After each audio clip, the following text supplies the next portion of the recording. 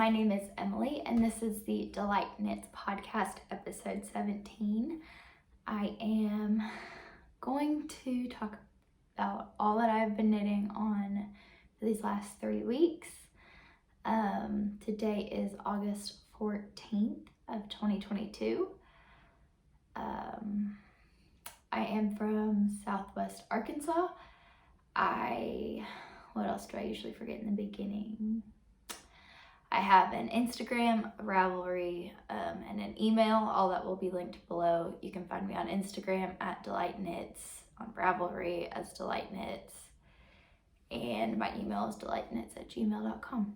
So I'm just gonna jump into it. I've got 3 FOs and 2 whips. So, elephant in the room, my first FO is the Seaside Holiday Tea by Whimsy North. So I am a test knitter for this tea. It's supposed to come out on the 26th, I think is her release date. I think so. I know it's towards the end of August. But this is a fingering weight tea knit with the yoke, lace yoke. So it's fingering weight, and then this yoke is mohair held triple, and then fingering weight for the rest of everything. I am loving this. I knit size 0, which is, let me grab the pattern and see what all the specs are, so I can give you all the information about it. Let's see.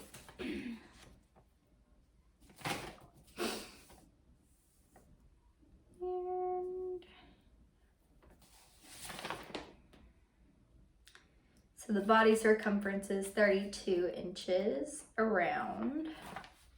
And I think it's supposed to be knit with a 0 to 2 inches of positive ease. I have 0 inches, maybe even a little bit of negative ease right now because I am breastfeeding and things go in and out throughout the day. But for the yarn on this, my main color, which is the darker one and the stripes and up here, is Gothic by Suburban Stitcher. So this is what I have left. Oh, wrong side. This is what I have left of it. So it's Gothic by Suburban Stitcher. In her sock base, it is a 75-25, and I have about 16 grams left. So size 1, you can get out of 1 skein. My light color here in the stripes is Joy. This is a Messy Cake by Suburban Stitcher. And this one I have 81 grams left. So I've got quite a bit left out of this. For the yoke, so I told you I held 3 strands together of mohair for this lace yoke. So I held 1 strand of some leftover mohair. I had the Bronze Oopsie from Suburban Stitcher. This is what I had 3 skeins of this for my Salem sweater, and I had pretty much a full thing left. I only used, holding this single, I used about 20 grams. And then I held the bronze with 2 strands of this purple mohair, which is the colorway Common Ground from Ruby and Rose's yarn. And I had pretty much a full skein of this as well.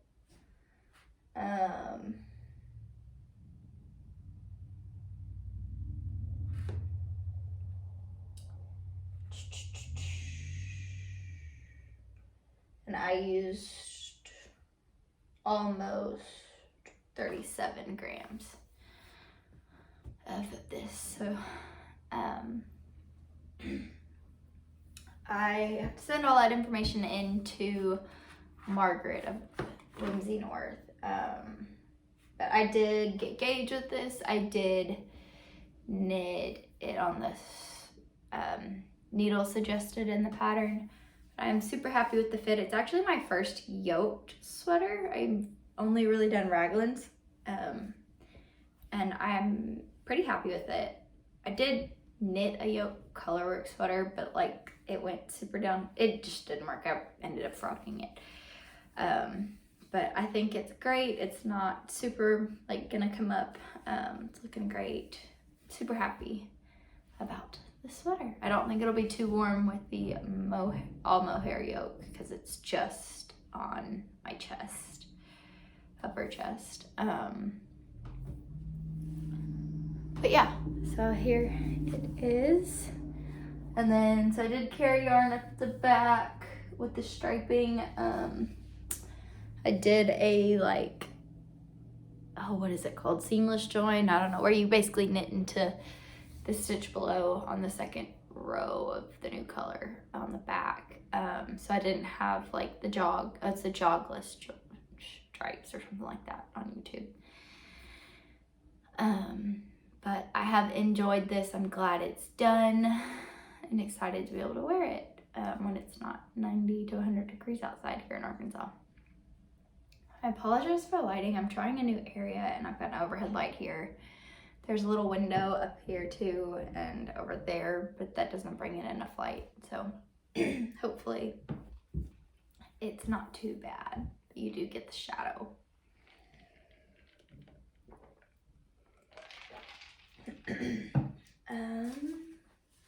Don't know if I really have anything else about this. I do have all that leftover yarn. I'll find something to do with it. I always do. But yeah, I've enjoyed that knit. Excuse me.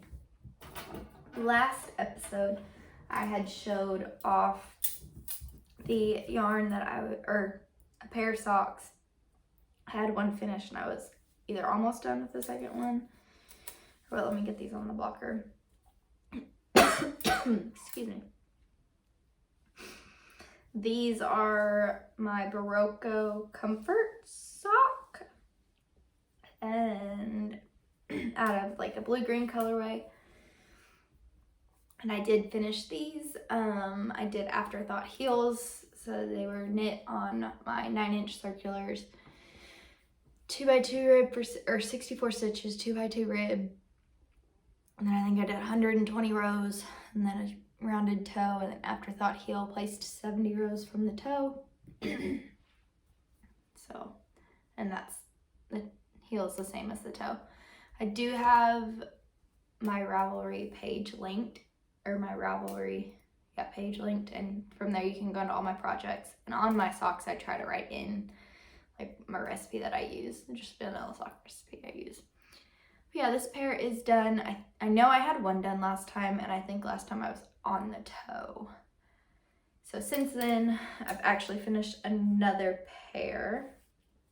And this pair is also out of Berroco sock, but it's the pink and purple. I think I showed it off as an acquisition last time. And this pair is actually my first adult pair of magic heel socks. So I wanted to kind of test out how it goes. So there's the magic heel. I think it's by the Autumn Acorn. I did post it in my stories on Instagram.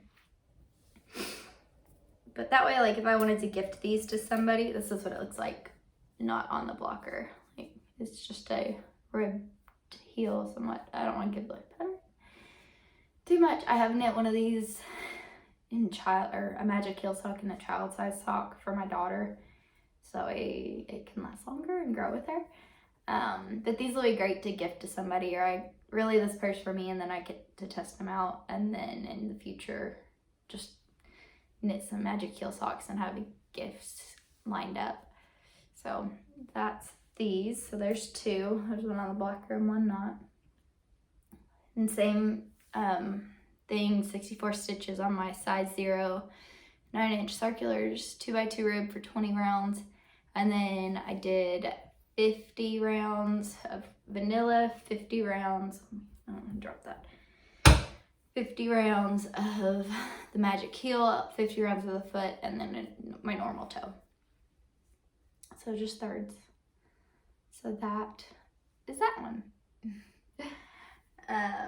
So those are my 3 FOs for the last 3 weeks.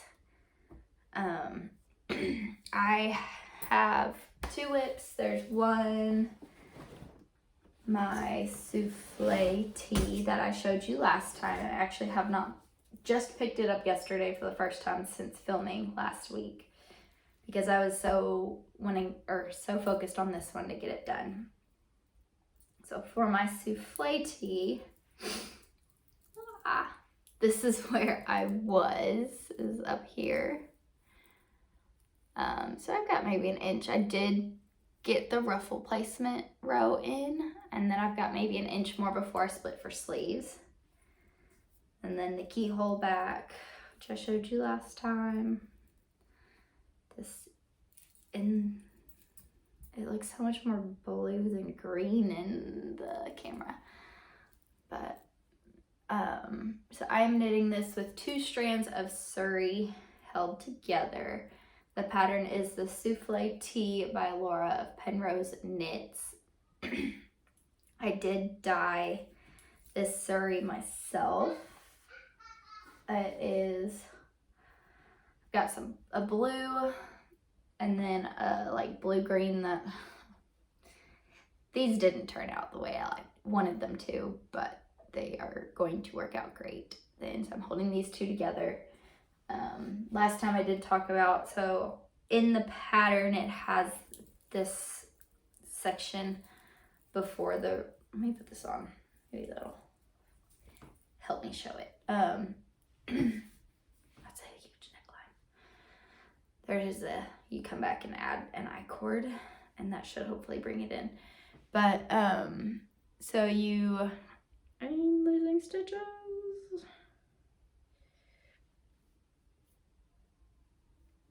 In the pattern before the ruffle, it's like a sheer, you only hold 1 strand instead of 2 strands together. And because I'm holding 2 different colors together, that wasn't going to work out unless you had just a blue or just a green, and I did not want that.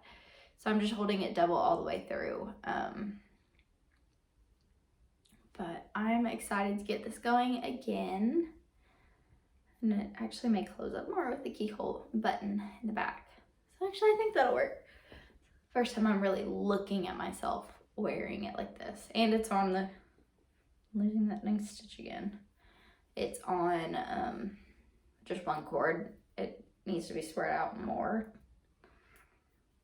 Quit playing with it. But I am pretty happy about this. And I'm excited to get going on it. There. Yep, and that's where the ruffle will go.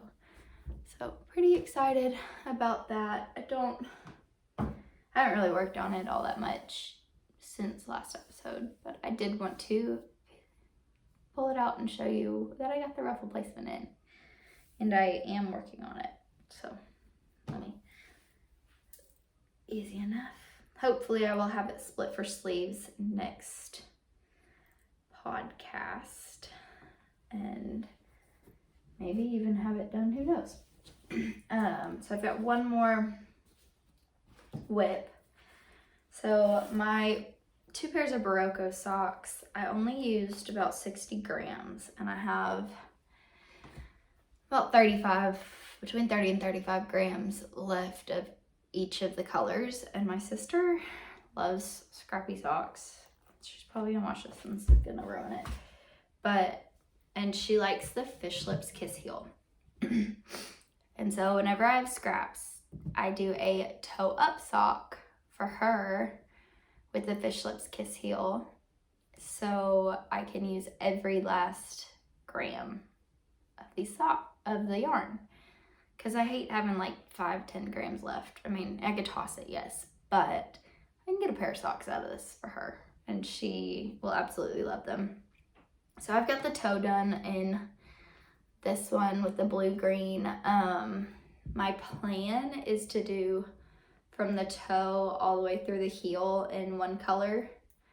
So this one will be toe through the heel in the blue green, and then the second one I'm going to do the toe through the heel in this color and then swap for the legs. So that will be next. Or this is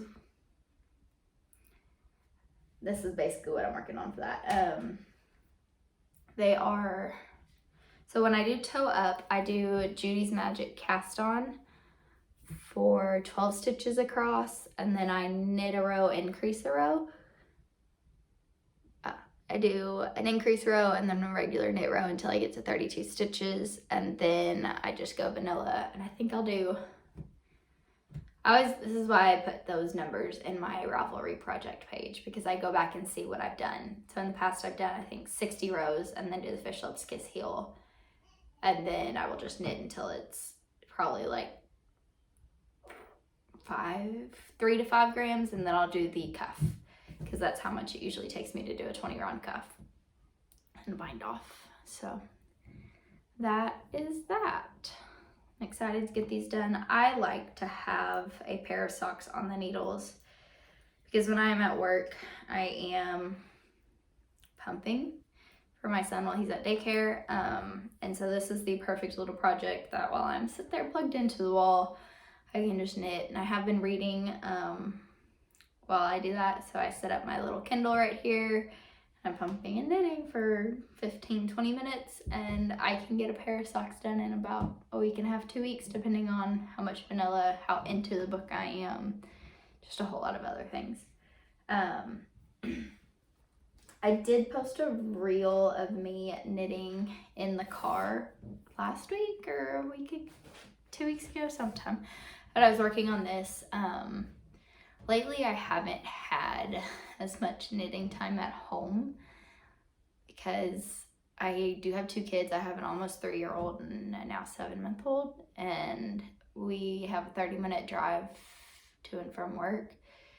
So in the mornings I get up, get lunches made, get everybody in the car, then we drive to work and I knit. My husband drives and I get to sit in the passenger seat and knit, and then we work all day. I don't get to knit at work, sadly.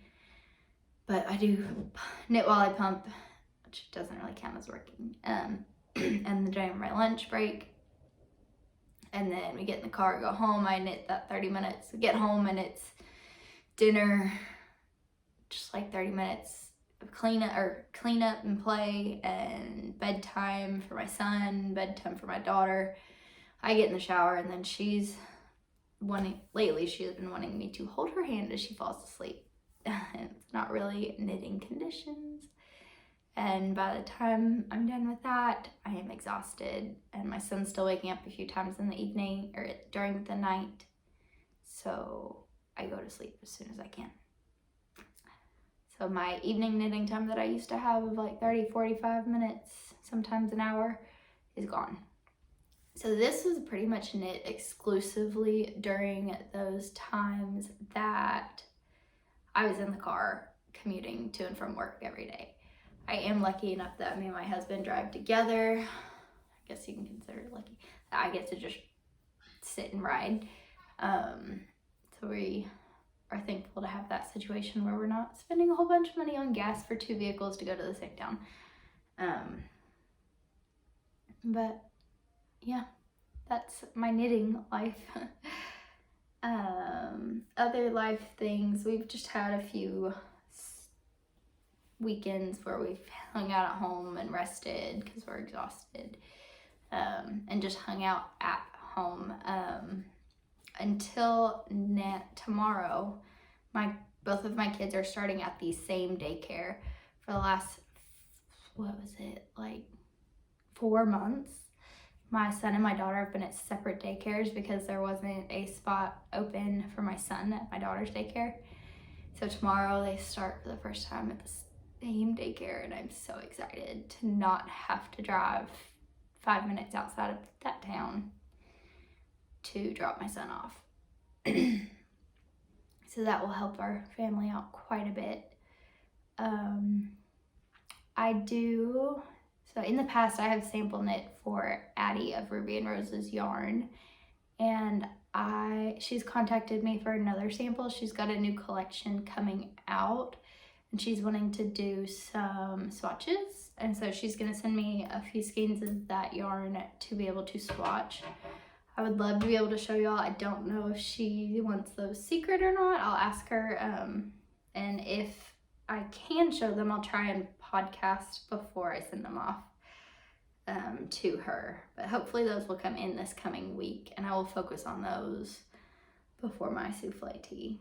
But I might be able to get a lot done in the car with a souffle this week while riding to and from work. So, but I think that's really all.